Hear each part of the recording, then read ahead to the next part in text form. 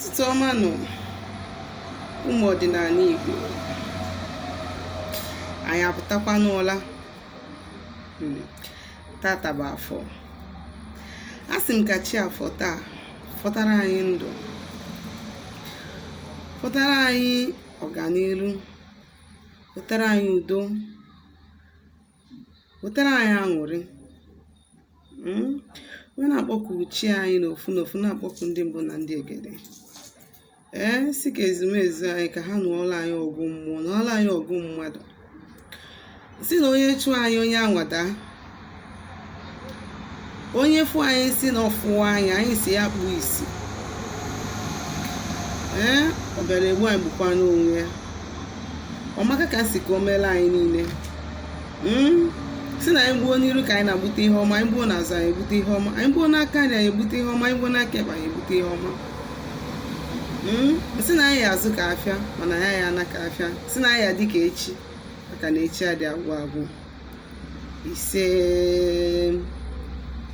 Aka m bụkwa onye nke gị, nwaada agbara ọma ụzọ mmiri. Abụkwa m onye mgbasa ozi ọma ọdịnala Igbo, bụrụkwa dibịa Igbo.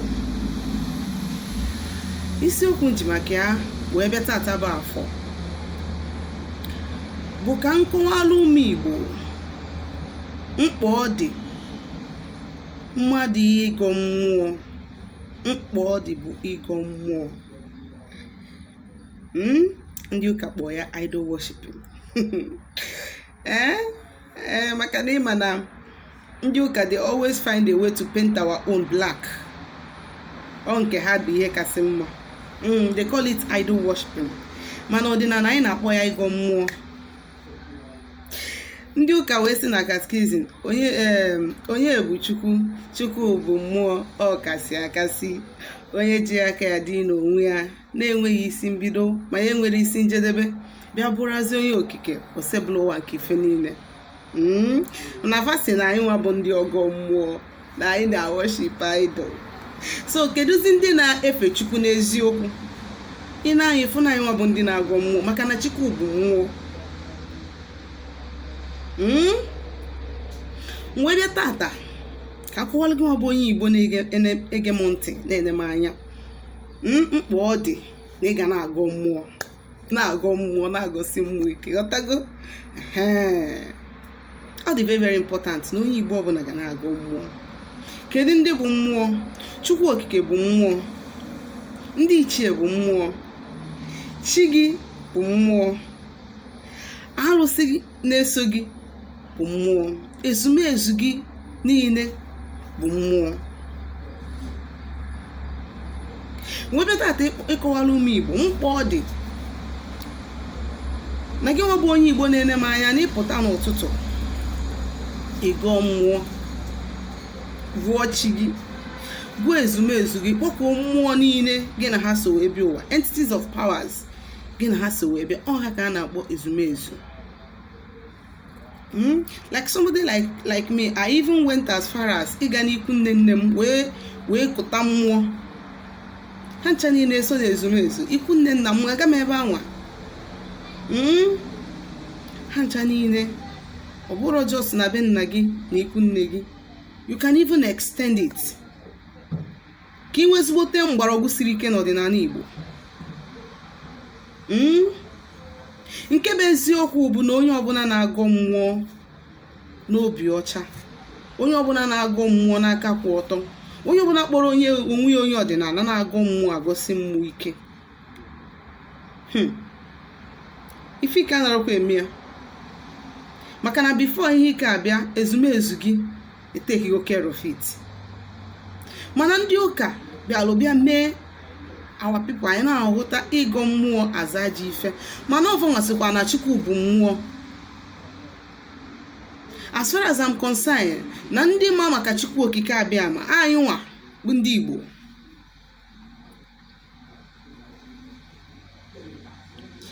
Ụfọdụ n'ime anyị ga-apụta n'ụtụtụ buru akpa mee travel. Onwere dị ike isi chi ya ije a na-eje. O kwesịrị ọ bụ na ị chọrọ ime travel, ma ị chọrọ venture into a particular thing, ikpokwa chi gị, ọ bụgodo na-echi ka ị chọrọ ije ime that journey. Mmadụ na-agbara onwe ya afa mgbe ụfọdụ. Ọ bụ na njem ka ị chọrọ ije, na travel ka ị chọrọ ije, i were ọjị wee kpọkwuo chi gị. Ọ bụgodo n'abalị ga-efote chi mbọsị ahụ ị chọrọ ije, kpọkwuo chi gị wee sị ya, kpọkwuo ezumezu gị, kpọkwuo ndị ichie gị, sị ya nekwanụ njem ị chọrọ ime, nekwanụ ihe ị chọrọ ime, n'ọkwa ka ọ dịrị gị na mma. Na ọ bụrụ na ije anyị chọrọ ije, n'iji ọjị a na-awapụrụ ha ọjị na-agwaghasị ha na ọ bụrụ na ije a ya chọrọ ije ga-amịtalụ ya mkpụrụ, ha mee ka obi sie ya ike, ha bịa mepeelu ya ụzọ ka ya na-eje njem a. Ka m gwa gị eziokwu, imecha anya, ọ bụ na e nwere danger on your way, ịnabata that night you see it. Ọ bụ na ije ahụ na ije ya na mmiri ya edi gị, fa ya egosi gị ya na nlọ. Try and try, learn to be your own prophet at times. Ị na ife na-ekwu, ọ bụzie elu na enye gị confirmation, maybe o nwere ife oyiyi egwu fagosi gị, enye gị confirmation na ije anwa na eji ya successfully. Gịnị ka ị ga-emepụta n'ụtụtụ, i were ọjị wee zi n'anyanwụ.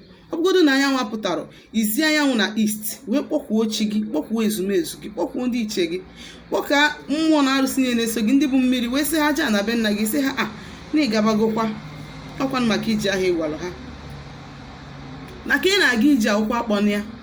Ka m gwa gị nke bụ eziokwu, na ọ bụrụ na ị na-eme ihe a, mgbe ọbụla ị chọrọ ime ihe, kpọkwuo mmụọ gị na ha so wee gwa ha.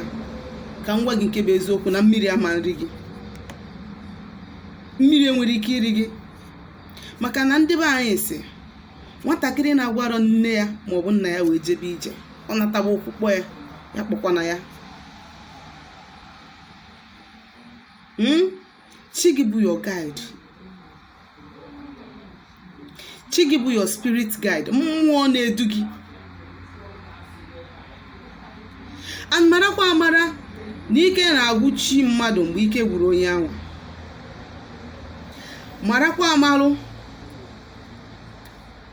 that a closed mouth is a closed destiny.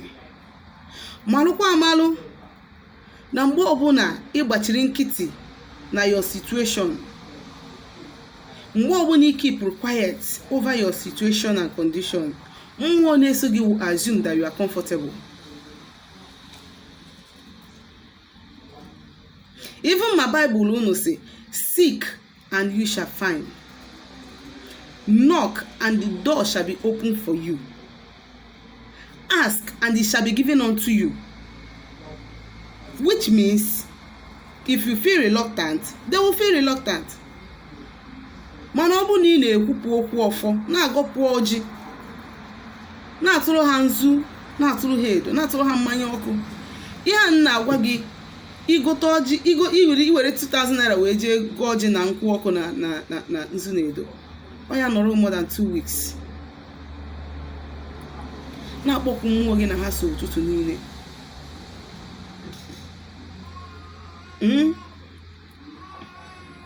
Ihe chọrọ ime, gwa ha nekwe ha chọrọ ime. You can even present that woman you want to marry to them. You can even present that man you want to marry to them. That if this person is not going to give me peace, if this person is not going to give me joy, ọ bụ na m nọ ya anọcha anya gbasa, they should not let two people go far. Ị na-atụrụ ha nzu, na-atụrụ ha mmanya ọkụ, na-awapụrụ ha ọjị.